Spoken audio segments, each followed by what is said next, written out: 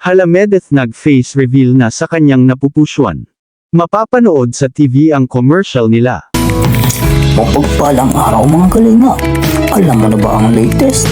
Tara, ating alamin. Pero bago ang lahat, pakisubscribe mo muna ang aking munting channel, pati na si Kalinga Prab at Kuya Bal Santos. Maraming salamat po. Mga kalingap, muli nating balikan si Medeth alias Lecheflan Girl.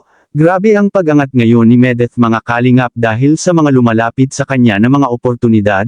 Kamakailan lang ay ginawa din siyang model ng isang produkto, at ngayon naman ay meron na namang TV media na kumuha sa kanya upang maging model ng isang advertise sa One TV Media sa City of Naga.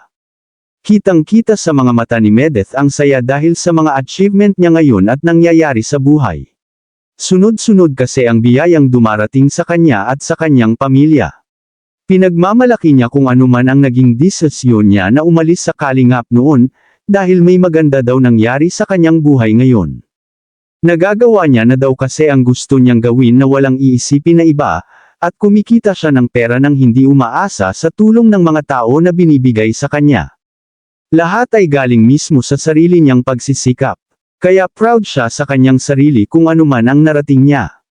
Sa ibang bahagi naman mga kalingap ay ginulat din ni Medeth ang kanyang mga fans, supporters, sponsors at mga viewers pati na ang mga bashers, dahil bukang bibig niya na pinapakilala ang kanyang napupusyan at ka-love team na si Sir James.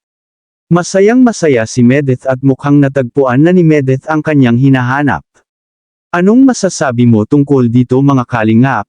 I-comment mo lang sa baba ang gusto mong sabihin at ating babasahin isa-isa. Maraming salamat po. To God be the glory.